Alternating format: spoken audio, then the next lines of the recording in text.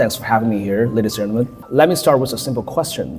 What happens when a university stops pursuing the truth and starts chasing the public opinion? And what happens when an educational institution cares more about the Twitter backlash than due process? So this is something that I would like to talk about. I have 4 clashes today to talk about. Welcome to the new reality. So welcome to what I call the collapse of the fear evaluation.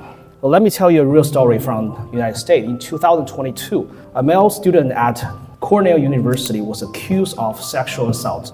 The accusation came through the Title IX, a federal law meant to protect students from sexual discrimination. But here's the catch. No police investigation, no court, not even a proper hearing.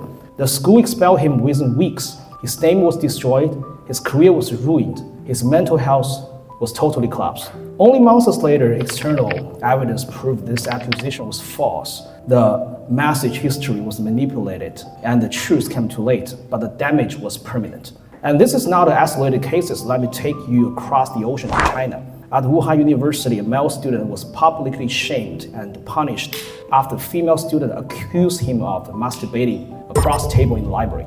She filmed him, posted it online, demanding a written apology.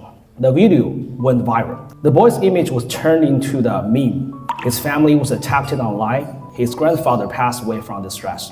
And this university is disciplining him without any investigation. 4 years later, a court finally ruled he did not engage in sexual misconduct. He just had a skin condition. There was no eye contact and the apology was forced. But again, the ruling came too late. The student's reputation and emotional health were already destroyed. Do you see the pattern? 2 countries, 2 systems, but same feeling. University acting like a judge of feeling, not defender of fairness. They act fast, but because they know the truth.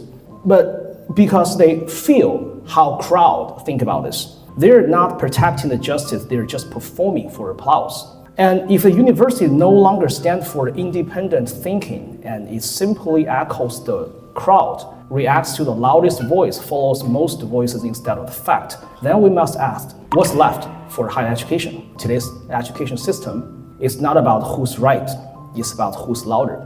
So I will ask you, if our school cannot teach patience, truth, and process, if they punish based on the panic and performative or outrage, what kind of a world are we preparing for students for? Not a fair one, not a wise one, certainly not a just one. Let's move to the second crack in the system, academic itself. If education is supposed to train us how to think, and then we should ask what happened when the thinking part is gone. Let me take you to Wuhan University again. This time it's not about discipline, it's about the thesis, a master essay, the master thesis. One that went very viral in the public. The title is called The Impact of Fertility Behavior on Domestic Violence in China and India. Sounds serious, right? When I opened the essay, instead it says China was founded in 1049. Yes, 1049, exactly. It refers to a made-up policy called Divorce Law Creation Act and quote historical fiction terms like the Northern Song Having Soldiers. Many suspect it was written entirely by AI, but here's the part that truly hurts. The thesis was downloaded over 5,000 times. It ranked number 1 on China National Academic Database. It was labeled excellent paper. The author was named outstanding graduate. An AI-generated, copy-paste, factually incorrect, grammatically massive piece of nonsense was officially celebrated by one of the top universities in China. And before you think this is just China's problem, let me tell you what's happening in the United States. After ChatGPT release, American university was hit with flood of AI-generated essays. Some students use AI to write entire term paper. Others submitted research proposal, creating writing, even PhD essays, all written by GPT. Even worse, there are website called EduBirdie that openly offer custom paper for hire, $15 per page, delivery in 6 hours, no shame, no hiding. According to the report by Inside Higher Ed, nearly 1 in 3 college students in the US have admitted to using AI to complete academic work without disclosure. So what are we dealing with? A world where professors can't tell what is real. Students don't care what is real. And the institution pretend it doesn't matter. As long as the format looks fine, this is not education. It's an empire, new closest. Only now, the empire is AI, and no one dares say the essay is empty. And it leads to no one terrifying the conclusion. If GPT can write thesis and the university can't tell the difference, who should be expelled? And student or system? So this isn't about the AI replacing the human, it's about us giving up what makes us human. Curiosity, logic, originality, intellectual honesty. We're turning school into the factories where the best performers are not the best thinkers, but the fastest typer or the smartest prompt engineers. So I ask again, what happens when getting good grade just means copying fast and sounding smart? You don't just lose good grade, you lose meaning, you lose trust, you lose the entire reason why education even matters. So let's talk about the third, the next cracking system, the promise of higher education. When the first time I came to the United States, I hear a lot of teachers said to me, go to college, get a job, change your life.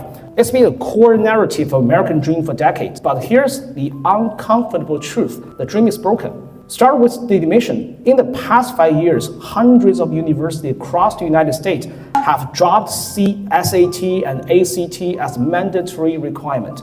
They call it a test optional. But in the practice, it means anyone with a checkbook and the transcript can get in. In 2023, the Wall Street Journal reported that several state schools and private colleges in the Midwest accepting students who with no standard scores, low GPA, and sometimes no essays. Why? Because they are desperate for enrollment, desperate for tuition, and desperate for survival. The college used to be a filter, now it's become the funnel. A wide open gate, not because the standards we met, but because the bills need to be paid. And who pays? The students, the parents, and the future. But the real damage comes after graduation. You spend $200,000 on a degree. You walk across stage in a cap and gown, and then you land $4,000 job, if you're lucky. If not, welcome to McDonald's, welcome to DoorDash, welcome to Starbucks. And back to your childhood bedroom. And the debt, let's talk about the debt. I just investigated the data. The debt is 1.7 trillion. That's the current student loan burden in America, more than credit cards, more than auto loans. You want to know how absurd it become? In 2024, over 14% of college graduates in the US were working in jobs that did not require any degree. And yet they're paying for the piece of paper for 10, 15, even 13 years. This is not detour, it's a dead end. And we're still being told to keep going. We used to believe that college ladder climbed up, rise about. Now it feels like a treadmill. You run, you sweat, you get tired, and you pay. And at the end, you're still standing on the same place. And the worst part, nobody updated the map. Counselors say, just got a degree. Parents say, it's your only way out. Scientists still celebrate college as if guarantees opportunity, but the system doesn't deliver anymore. The degree didn't get cheaper, the job market didn't get better, the promise didn't get real, only the illusion got louder. Also last year in Guangxi and Yunnan provinces in China, universities couldn't fill their seats. After 5 rounds of trying to recruit students, they made a stunning announcement. No more minimum score. If you got 100 out of 715 on Gaokao, on entrance examination, you can come. So 100 points, that's barely passing. But if you got money, you got your ticket to bachelor's degree. No need for talent, no need for merit, just a bank transfer. So what do students get? The exact same diploma came as who scored 615. So I ask you, what happens to the generation that did everything right but ended with nothing real? They lose more than money, they lose faith. And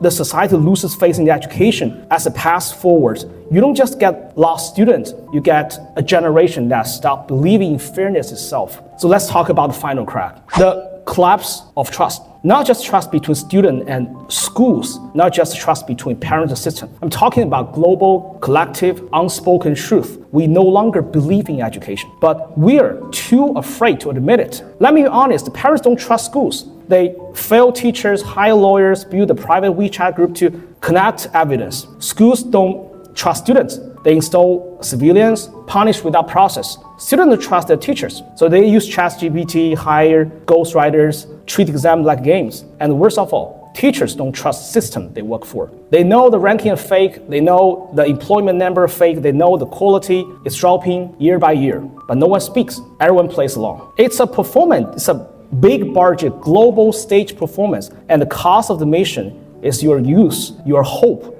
and your belief in fairness. So let me give you a thing. A student attends a class with Zoom off and ChatGPT on. A professor assigns research knowing half of the paper will be AI generated. A university brags out 98% job replacement, knowing most of the internship or part-time. It's all filtered. The students pretending to learn, the professor pretending to teach, universities pretending to build the future. But deep down, everyone knows. It's not about one country, it's not about one culture. It's about the global operating system that is crashing because it runs on the trust. The trust has expelled. So what do? We have to stop pretending. We have to stop worshiping empty credentials. We help measuring value by brand name and brochures, and we start rebuilding from the truth, from the skills, from the collaboration. Because education is not about who looks smart, it's about who can solve real problem with real people in the real world that doesn't care about GPA. So now that we have seen the cracks in evaluation, in academics, in opportunity, in trust. So let me ask you the question that matters most. What do we do now?